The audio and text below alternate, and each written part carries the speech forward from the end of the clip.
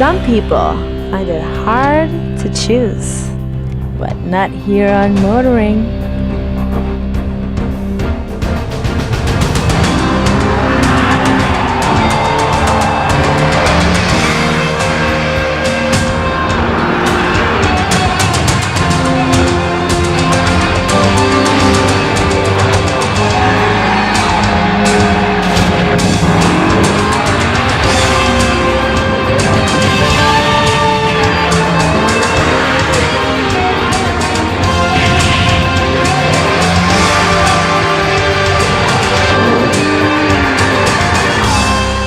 Motoring 2005 is brought to you by Quaker State Motor Oil. Oils fine-tuned for different engines. And Midas, for mechanics known for their work and their word. Trust the Midas touch.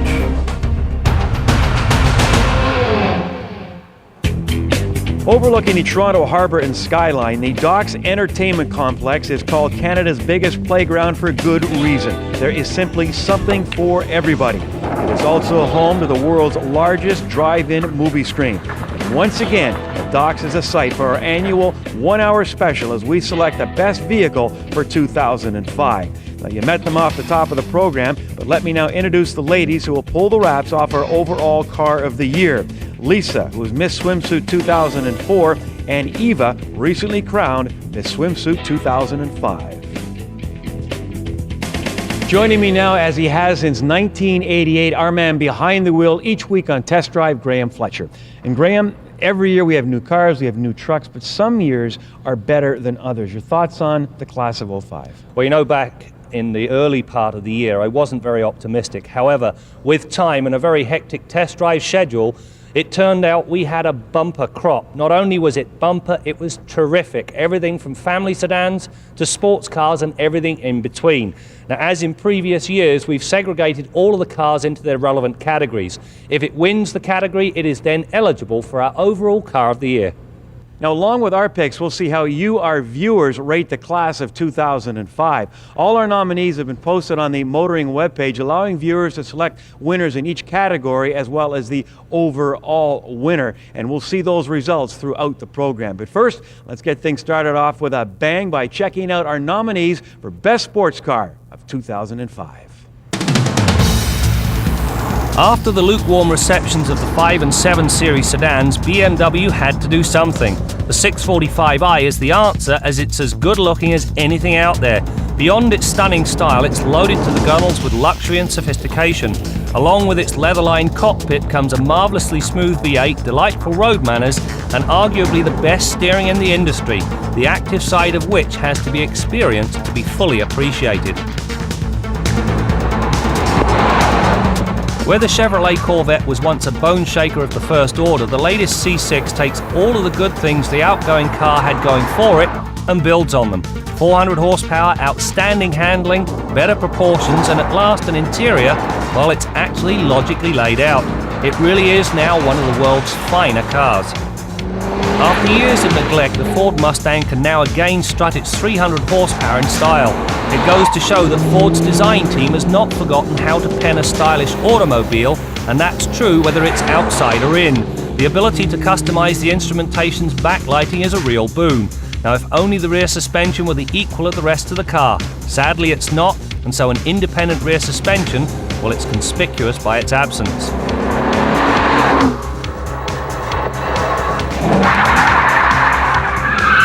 The Chevrolet Corvette, in both its coupe and convertible forms, earns our best new sports car of the year. Yes, it's twice the price of the Mustang, but it's also more than twice the car.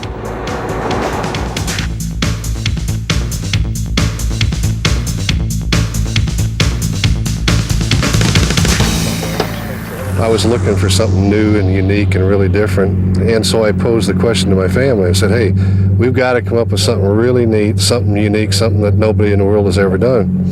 And my oldest boy came up with the idea of building a full-size truck with a couple of jet engines on it, and as you can tell, it ended up with 3. Like everything I do, I overdo. And I thought it was a pretty dumb idea, since it's not a race car. I mean, it's as aerodynamic as a house, you know. And the more I thought about it and really checked into it, the better I thought the deal would be. And after a couple of years researching, I decided to go ahead and build it. And it took another 3 years from the time I decided to build it until I actually had it designed and all put together and actually running. These engines develop 3,500 pounds of thrust in the airplane, and I get 6,300 apiece out of them. Now what that means for the layman is this thing has 4 times the power to weight ratio of an F-14 Tomcat. It actually has so much power, if you stood on its back bumper and lit the burners and shot it straight up, it would accelerate vertically at 3 Gs. And that's roughly twice what the space shuttle accelerates at, and that's the fastest mover we've ever built off of a pad. Mom, Dad, I always wanted to fly. I'm signing away my life. Well, good luck, man. See you, Dad. It's been nice, okay? Any last infamous words of wisdom? I think I left you that camera in my will, but...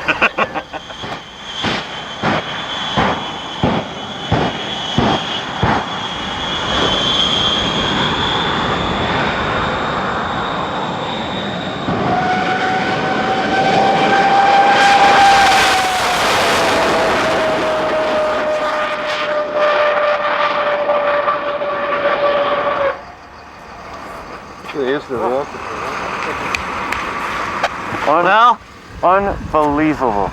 Unbelievable. He said it was going 3 times as fast as an F-15. It was just, my stomach was up about here, right in my throat. And before it, I'm thinking, I always say the older I get, the less chances I want to take. Here I am sitting in a jet-powered truck with a guy I don't know, and it's all over, and I just signed my life away. It was fantastic, and now I know why these guys love doing what they do. It was what a rush. It was the ultimate. The ultimate.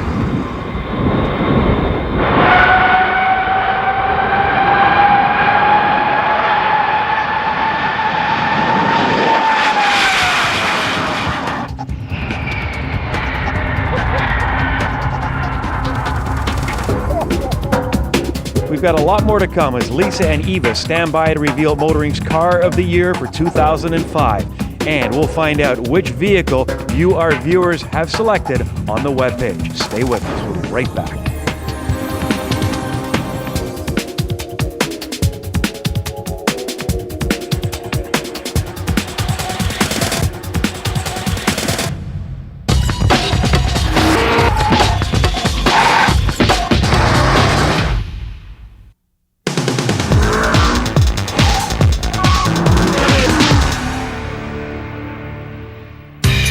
Underneath that cover is Motoring's selection for the best vehicle for 2005. And it won't be long before Lisa and Eva will be pulling the wraps off our winner. Let's now join Graham for our next category. At one time, economy cars were thought to be cheaply built, but cheap to buy. Well, that's no longer true. They're still affordable, but you know what? The technology in them is now very sophisticated, as the 3 nominees for our Economy Car of the Year prove conclusively. An old saying suggests that smart is as smart does. In this case, it means a tiny car that looks as though you can pick it up, tuck it under your arm and walk away. However, within those diminutive dimensions is a car with remarkable room. It's also easy to park and handles the highway with surprising ease. However, its real forte is fuel economy, as it can run on the smell of an oily rag for days. Try a week's worth of motoring for less than $9. The Cobalt and Pursuit are both long overdue additions. Built on GM's acclaimed Delta platform, this duo brings balanced handling, ample power and a wide variety of choice in both coupe and sedan variants. For those with a love of life in the fast lane, the Cobalt SS is fun and then some. It not only cranks up the pony count to 205, it handles remarkably well for a car at this end of the price ladder.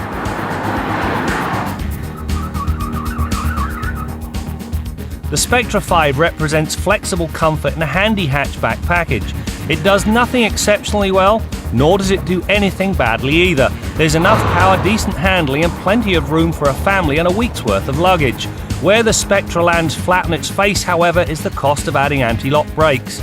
It'll set you back $1,600, and simply because you must buy a sunroof as well. Talk about padding the bottom line. Our best new economy car for 2005 is the Chevy Cobalt and its Pontiac sibling. At long last, affordable no longer means boring.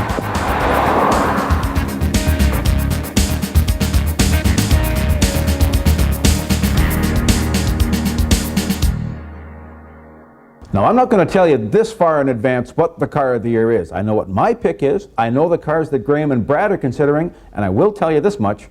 Most of them are domestics, and from each of the major North American manufacturers.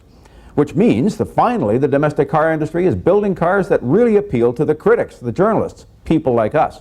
We know from J.D. Power and other quality surveys that North American quality has improved too. So how come their share keeps dropping? How come people aren't buying these cars? They're great deals, they got incentives, they got thousands of dollars on the hood. Why aren't people buying these great new products? I'll tell you what, if you have an answer, why don't you tell me? There's just some amazing vehicles here this year, some really super stuff, but my vote goes to the Accord Hybrid. I just think it's such an amazing integration of technology, and it really points to the future, points to the way cars are going over the next few years. Thank goodness for trucks, or at least that should be the mantra of the domestic automobile industry, because for years that's where they've been making all their cash. But Graham, there has been a trend with trucks, especially with SUVs. Absolutely. I think the full-size SUV has had its day, and primarily because of the cost of gas. The ones that are left, however, they're loading up on luxury and getting more and more sophisticated, as is the case with our nominees for the 2005 SUV of the Year. If you had to get off the beaten track and wanted to get there in style, the Grand Cherokee has always been the right choice. The new Grand takes the old's work ethic and ramps it up a couple of serious notches. More luxury, better comfort, a stiffer body, an improved all-wheel drive system, and the availability of a Hemi. With 330 horsepower stuffed under the hood, the Grand Cherokee goes anywhere the driver wants, and it does so in a serious hurry. Where most manufacturers are softening up the SUV, Nissan has taken the Pathfinder in the opposite direction. Gone is the car-like unibody in favour of a full body-on-frame design, a chassis it shares with the new Frontier truck. And while there is more power, better amenities and significantly better off-road ability, you never forget its truck origins, which for me, well, that's not such a good thing. The introduction of the X3 left me wondering where to put it. Is it an SUV where the S actually stands for sporty, or is it a wagon-like crossover based on the 3 Series? It turns out it's equal measures of both. Not only can it carve a corner like a true speedster, it hauls the garden waste to the dump with equal efficiency. Add to that one of the most sophisticated all-wheel drive systems, and you have our sport utility vehicle of the year.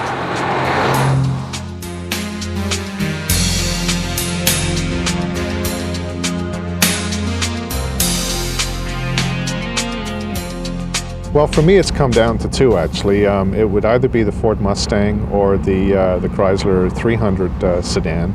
And, it's tough at this point. Both of them have really excellent value for the money, beautiful styling. I love the Mustang.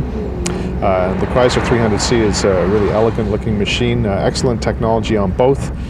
Good power. It's for me, it's a bit of a toss-up, but I think it's going to come down to a domestic winner this year.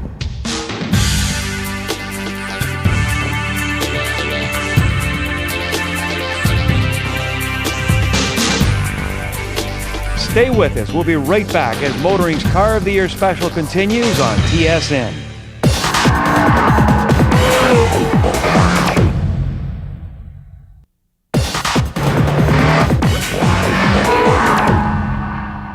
We're back at the Docks Entertainment Complex on the Toronto Harbour. Lisa and Eva will soon be revealing our overall car or truck of the year for 2005. Let's now join Graham with our next category. It's now time to check out our next 2 categories, family car and a new category in the form of affordable sports cars. Now, the 3 entrants in this category have got one thing in common. They all offer a tremendous bang for an affordable buck. Take one of the better family sedans and completely overhaul it, and you end up with the 05 Legacy. The latest version has a more refined ride, better handling, and there's now power to spare, especially with your right boot hovering over the GT's gas pedal. With 250 turbocharged stallions ready to run, the industry's best all-wheel drive system is just the ticket to make sure they reach the pavement with the minimum of fuss. The new G6 shares its platform with the Saab 9-3 and Chevrolet Malibu. The importance of this is that it brings a rock-solid foundation and a great place for the suspension to hang its hat. With the large 17-inch tyres on board, the G6 really does hunker down and put its best wheel forward. Add the 240 horses the new up-leveled G6 GTP brings to the party, and well, you're in for quite a ride. The Accord Hybrid takes the lessons Honda learned in the odd Insight and more mainstream Civic and builds a better mousetrap. As before, an electric motor is sandwiched between the engine and transmission. Now, depending upon the demand, the Accord is powered by just the engine or is helped by the electric motor. With the gas-electric combination at full chat, the hybrid churns out 255 horsepower and 232 pounds-feet of torque while returning the fuel economy of a four-cylinder Civic. It doesn't get any better, and so the Accord Hybrid wins our Family Car of the Year award.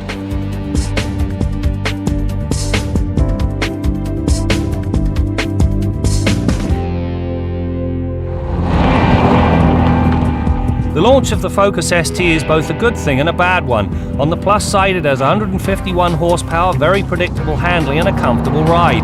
It's also notable for the manner in which it steers. Few at this end of the price ladder have the precision the ST demonstrates. The bad news? Well, it's still 20 horsepower and 1 gear shy of its immediate competition. Hopefully there will be an SVT version of this car very soon. If there was a quibble with the Miata, it was that it lacked all-out power. Not anymore. The addition of the Mazda Speed version ups the pony count to 178. Not only does this bring a lot more urgency to everything the Miata does, it does so without upsetting the car's delicate balance, and so it still handles like a go-kart. If you have to keep your clothes on, well, few things in life are as much fun. Mention Corolla and many start to yawn, as it's never been what you could call an exciting car. The new XRS takes the basics and adds a healthy dose of sportiness.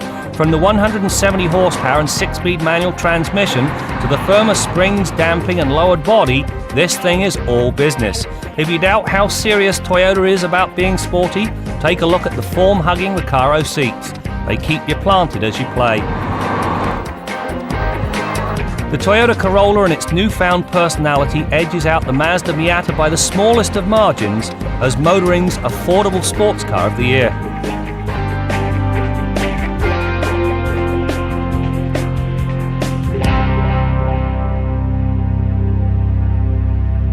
My choice, I can't narrow it down any more than 2 vehicles. Number 1 would have to be Mustang because it appeals to the kid in me. Number 2 is the Acura Rl because I like luxury, and I have to tell you, the makers of luxury cars right now had best be real worried about this car.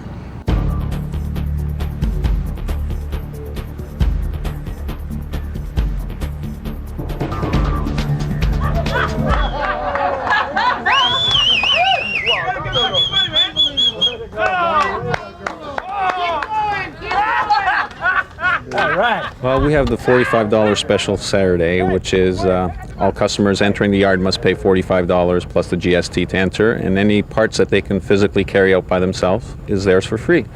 We try to run it 3-4 times a year until the cold weather comes. On a day like today, it's mainly people that do work on their own cars, and they're looking for bargains. They can carry out, anywhere up to $600, $700, $800 worth of parts for $45. So it's they get a great deal. Are you amazed? Do they surprise you sometimes, or would they? Some people do, yeah. Some people carry out stuff that 300-400 pounds over their shoulders or on their necks, strung up to their waists and legs. Oh, that's crazy. It's funny. So tell me, what do you hope to get out of here? Like, what are you getting so far? Basically the 4 glass, the 2 side mirrors, the 2 headlights, probably the radiator if I can, the brake booster, and we're trying to get the heads, but the car's too low right now. The last sale we had, it was a rainy day, and one guy walked out with a complete front end. I believe it was off a Buick, and that was no easy feat, believe me. And it was quite humorous, but he got about $1,000 worth of parts there, so he had a real score. How's your head? Oh yeah. It's okay. Okay. Yeah.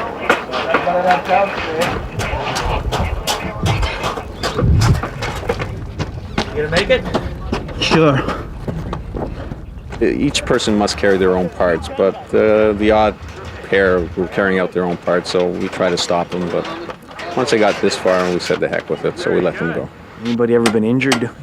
Not that we've seen. We saw one guy fall when he got to the gate last time, but he was okay. I think he was just tired.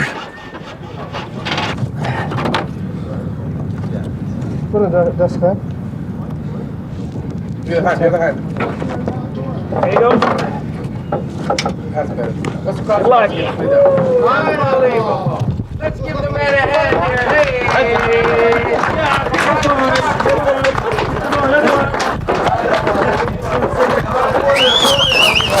That's it. Which of our nominees will be crowned overall Car of the Year for 2005? We'll find out as Motoring's Car of the Year special continues on TSN.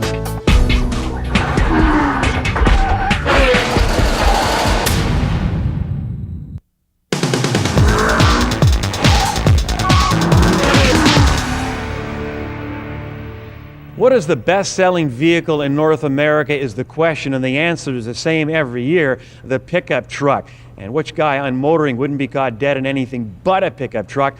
That, of course, is our man in the Quaker State Garage, Bill Gardner. And this year, we thought we'd let Bill check out and decide the best pickup of 2005. Bill?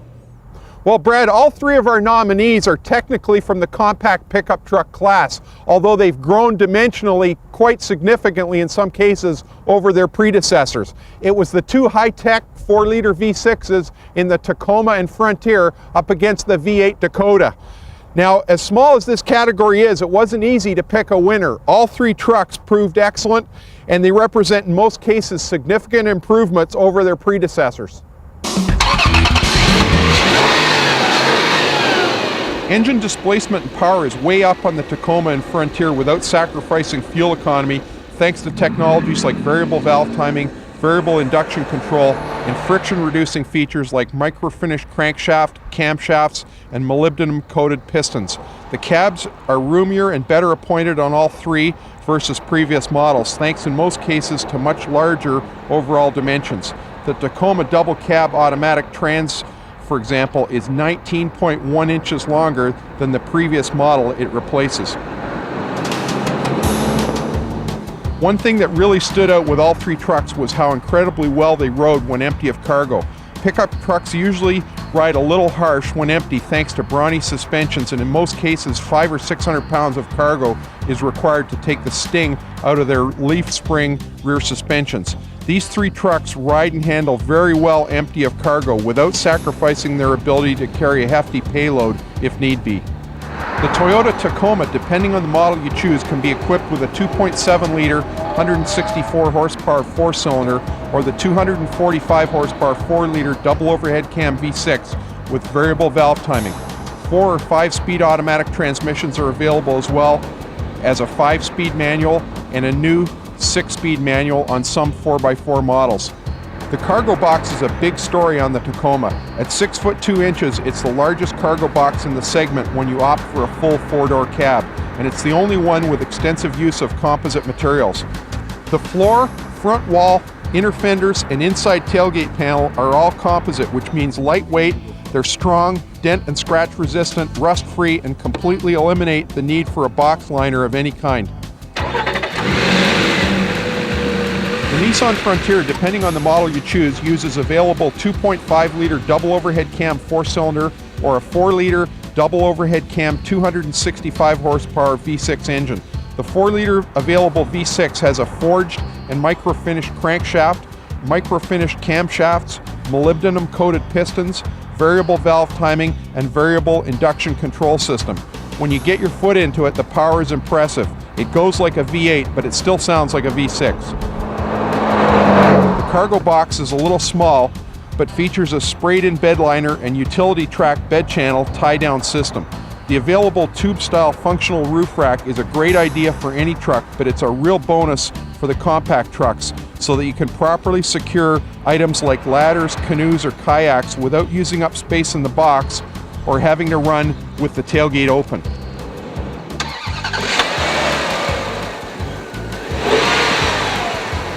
The Dodge Dakota features the only available V8 in the segment. It's a proven 4.7-liter overhead cam V8 that has been used in the Grand Cherokee and full-size Ram pickups for several model years. The 4.7 V8 is available in 230 horsepower, version and a 270 horsepower high output version. Our tester had the 230 horsepower V8 and more than enough muscle for any circumstances. It had a beautiful rumble and low RPM torque that is characteristic of a V8.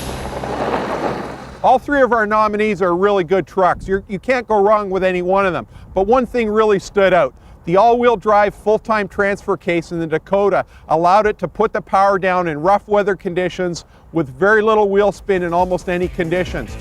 Big V8 power, lots of low-end muscle, a roomy cab, and the all-wheel drive make the Dodge Dakota our motoring 2005 Truck of the Year.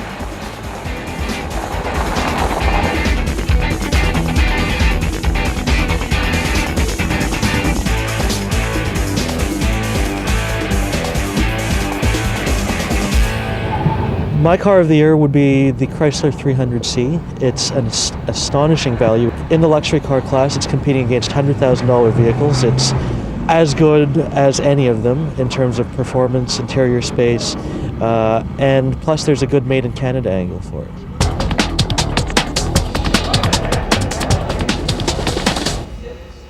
What you're about to see is a test of the seatbelt anchorages. That's the bolts that hold the seatbelts into the car.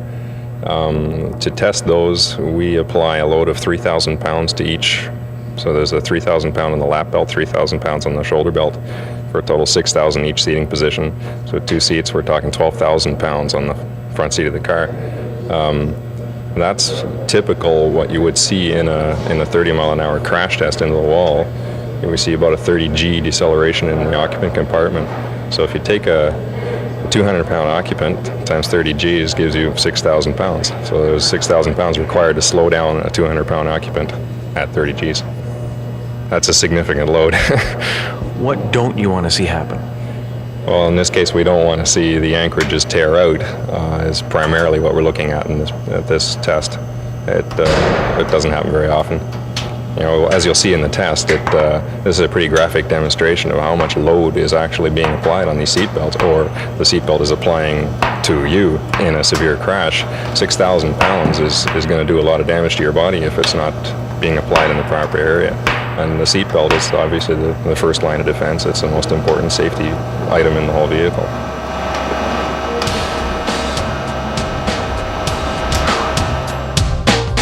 Now, earlier I was talking about improved quality in the car industry. Well, the other side of that coin is recalls. Last year, over 25 million cars were recalled in North America. That's the most ever. Now, before you think that this quality story is a lie and that all new cars are junk, you should understand that in the old days, they used to recall only cars that were really serious, you know, a broken brake line or something that could turn your vehicle into a weapon of mass destruction. Today, well, there was a recall recently because a new car's headlight shield could vibrate under certain conditions and the bulb would burn out. Well, that's going to count among the 25 million, but it isn't quite as bad as all that. Now, I'm not saying you should ignore a recall notice. You definitely should take your car back no matter what the problem is. But overall, it's not quite as bad as it seems. We'll be back as Motoring's Car of the Year special continues on TSN.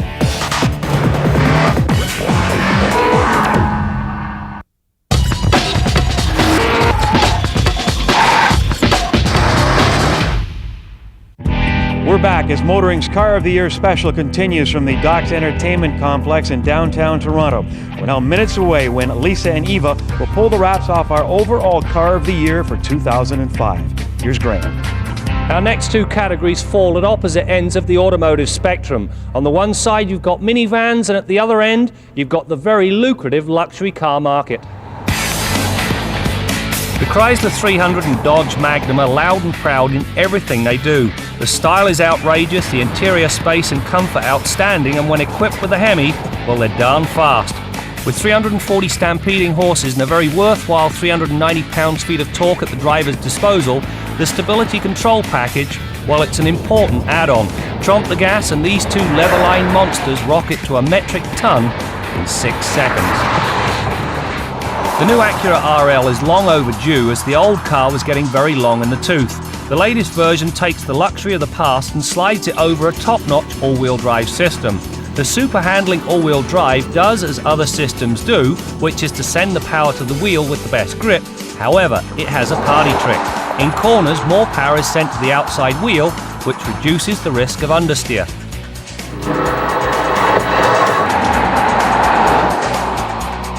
The rebirth of Cadillac as a nameplate to be reckoned with continues with the STS.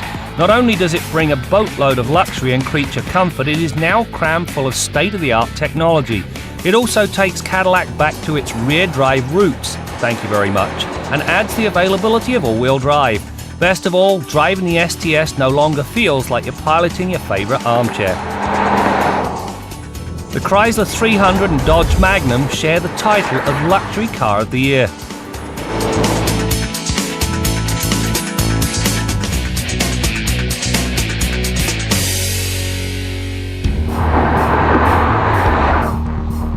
Having been one of Canada's best-selling vehicles, it is sometimes difficult to repeat as champion. With the changes to the new Grand Caravan, it's a matter of when, not if this happens. Where it sets a new standard is the ability to make the middle row disappear as easily as the third row, and unlike its competition, the floor is flat when the seats are folded. The Honda Odyssey was a very competent van. The new one manages to build on the basics and in a more meaningful manner than the outward appearance suggests. Along with better flexibility comes a nifty engine that shuts down 3 of its cylinders whenever the need for power is low. Given the size and bulk of the modern minivan, a small fuel savings is a welcome one. The Odyssey's fuel saving, well, they're significant. After so much hype about rebuilding the brand, the Saturn Relay comes as a disappointment. Rather than being the crossover minivan come SUV that's advertised, it's little more than a Chevrolet venture with a nose job, and a really bad one at that. It does have its endearing qualities though, ride comfort and the ease of access, but when stacked up against its peers, well, its significance pales. The best new minivan of 2005 is the Honda Odyssey. It simply manages to out-minivan every other minivan on the road.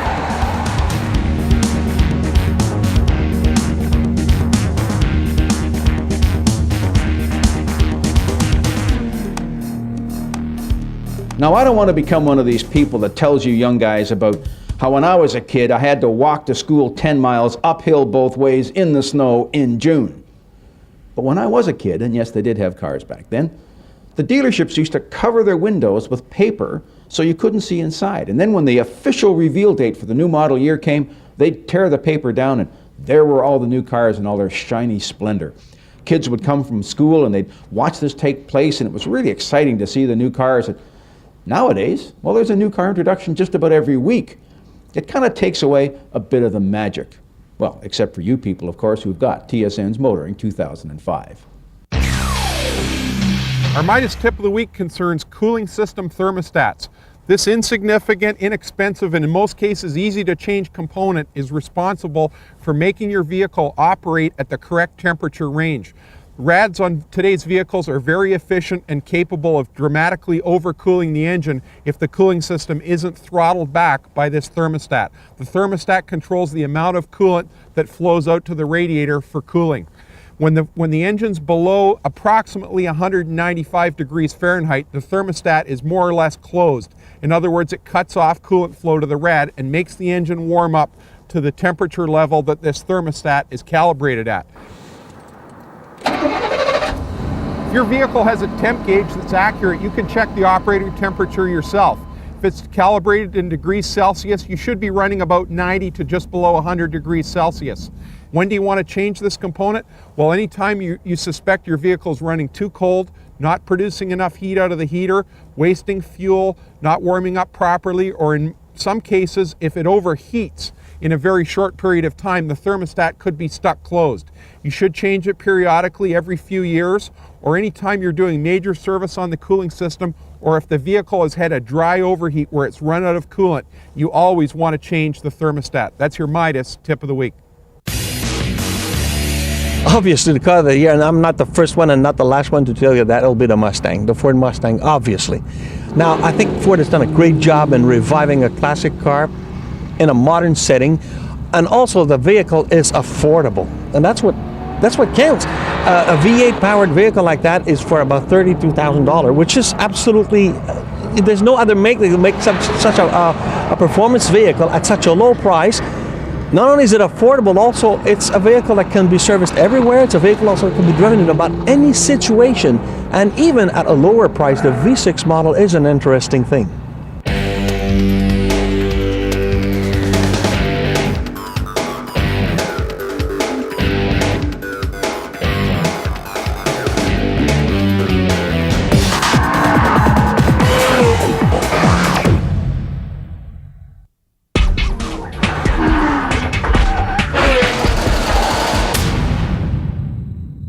We're back at the Docks Entertainment Center in downtown Toronto as Motoring's Car of the Year special continues. Lisa and Eva are standing by to eventually pull the cover off our overall vehicle for the year 2005. And of course, we'll see who our viewers have selected through their votes on the Motoring webpage. Let's now join Graham for our next category. Our next three cars are all convertibles. Now, whilst they share the ability to drop their top, they are very, very different cars. After hitting a home run with the original SLK, Mercedes-Benz had its work cut out to improve on the package. It did, and in every conceivable area. More space, classier looks and better power. It also retained the likeable traits such as the stiff chassis and seamless hardtop. With it up, the SLK passes for a coupe. Seconds later, well, it's transformed into a delightful roadster. The Mini Cooper is the mummy bear of the convertible world, as it's one of the few affordable drop tops to seat 4 people, albeit at a push. Add to that predictable handling, enough power to make the drive exciting, and a style that screams cute, and you have a complete package. For those that do want a more entertaining ride, well, you need only install the John Cooper Works kit. It's expensive, but you know what? It's worth it. The daddy bear of the bunch is the PT Cruiser Convertible. Its expanded dimensions allow the rear seat passengers to ride in comfort. And unlike its peers, it has some real trunk space and the same flexibility as the hardtop. The rear seats fold and tumble so that 2 sets of golf clubs fit in easily. Try that one with the other 2. Motoring's best new convertible goes to the Mini Cooper S. On a warm, sunny day, well, its fun quotient is positively indecent.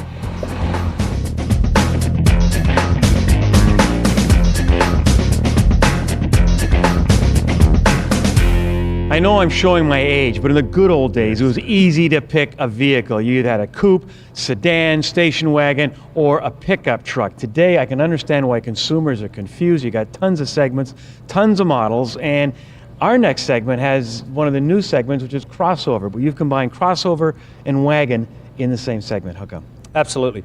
Basically because both are all about utility. In the case of the wagons, manufacturers are adding more of it. In the case of the crossover, well, it's a new breed. Basically what they do is they take the attributes of 2 different vehicles, in most cases an SUV and a minivan, and blend the best of them in a single vehicle. In reality, it's not like either one of them, however.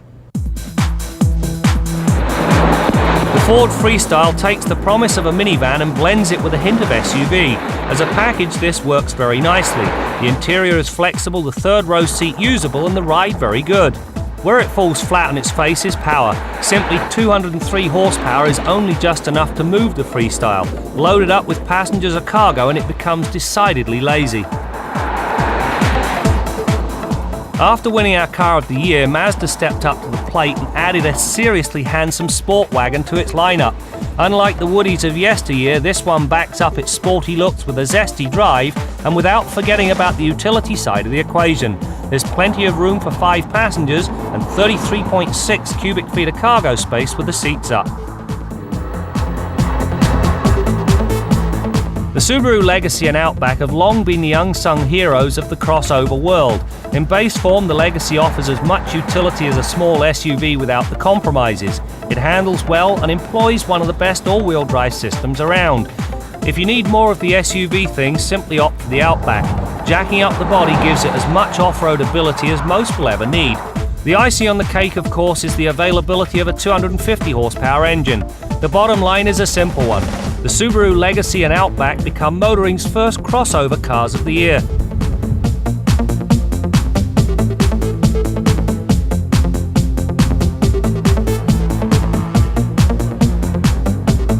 The David Suzukis of the world are always ragging on the automobile for polluting our environment. Well, David, we were out in Vancouver Island the other day for a press event, And we talked to some of the people, some of your neighbors, who live on these floating houses out in the bay. We asked them, where does your sewage go? And the guy says, I would just dump it in the bay. It flushes itself twice a day. And besides, he said, you should see what those seals do in that bay. And you got thinking, the seals have no choice. They can't crawl up on land and build a septic tank. You're complaining about the automobile and your neighbors are doing this to our water supply? And it's not like it's a complicated issue of re-engineering the entire automotive fleet. All you got to do is to write a check and have some plumbing installed. How tough can that be? And it's not just the West Coast either. They do this on the East Coast. Physicians, heal thyself. This is one of the toughest years in my memory to select a car of the year. There is not one that just leaps out and everybody's in agreement that's going to be it.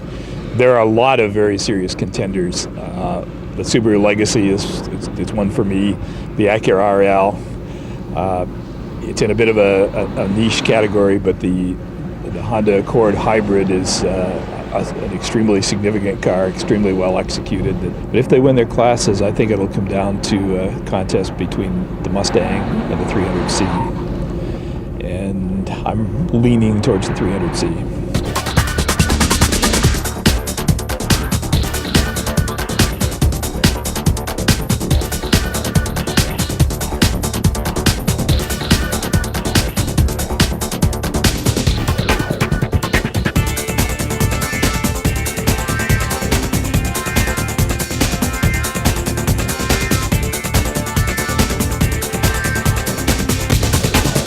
So make sure you join us as we continue to bring you more stories about cars and the people who join them. Oh, first of all cars sold in Canada have to have passed the same safety standards. Thank you. I hope you're rolling on that. Best performance by an auto mechanic in a TV show. With Firestone tires on it. That was bad.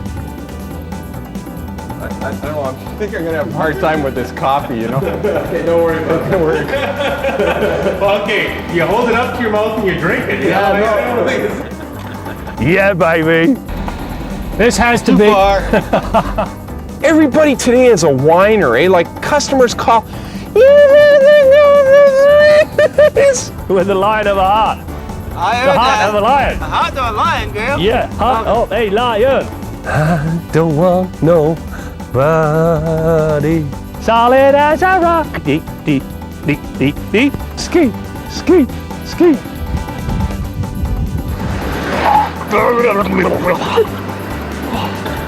Thank God that's over.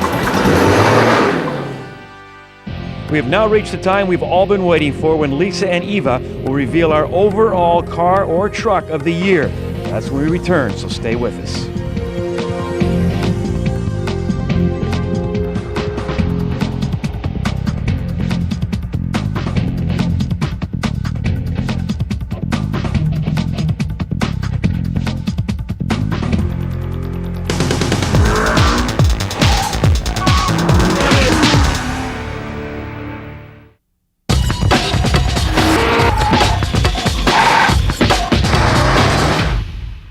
Now, before we reveal our winner, let's check out our webpage poll and see what our viewers have selected as the overall best vehicle for 2005. And there you see it.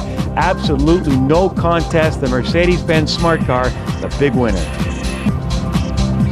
We're back at the Docks Entertainment Complex in downtown Toronto. Lisa and Eva are about to reveal our overall best vehicle for the year 2005. But as we all know, Jim Kenzie likes to have his say first on which vehicle should get the honors. So here's Jim. Well, thanks, Brad. Now, first, you viewers should know that I don't actually have any input into the selection of the motoring car of the year. Brad and Graham go off and do that by themselves. But they put me on first to tell you what it should be. And this year, for style, performance, features, value, and the fact that it's built right here in Canada, the car of the year just has to be the Chrysler 300C. Picking the car of the year for 2005 was a particularly difficult job, primarily because there were three very good candidates. The Honda Accord Hybrid, the Chevrolet Corvette, and of course our ultimate winner. The Accord was a very hot contender primarily because it blends an electric motor with a gasoline engine in such a seamless manner you tend to forget that you're driving a hybrid. What you don't forget, however, is the economy that you get out of the car, roughly the same as a four-door Civic, and of course the 255 horsepower the hybrid delivers. The C5 Chevrolet Corvette was a barnstormer of the first order. The C6 takes everything to a much higher plane. More power, better handling, and at last an interior that's actually comfortable. Having seen the Z06 package, well, I can promise you something very special indeed. And that brings us to our 2005 Car of the Year. Ladies and gentlemen, may I present the Chrysler 300. The Chrysler 300 wins our Car of the Year for three important reasons. It's loud and proud and it's roomy and luxurious. More importantly, it's affordable, and so it's going to have a tremendous impact on the market. Now, we consider the Dodge Magnum wagon a winner as well, because aside from a slightly different face and a different shaped trunk, well, these two set the same very high standards. You know, it seems just like yesterday, but believe it or not, we are just completing now our 18th Car of the Year special on TSN. Now, before we go, we want to thank everybody here at the Docks Entertainment Complex for their help, and also thank you, our viewers, not only for watching the program every week, but also for taking part in our Car of the Year poll. We don't always agree, but as I've said before, that's what makes it interesting. That's it for now. We'll see you next time out as we continue to bring you more stories about cars and the people who drive them. Motoring 2005 has been brought to you by Quaker State Motor Oil, oils fine-tuned for different engines, and Midas, for mechanics known for their work and their word. Trust the Midas touch.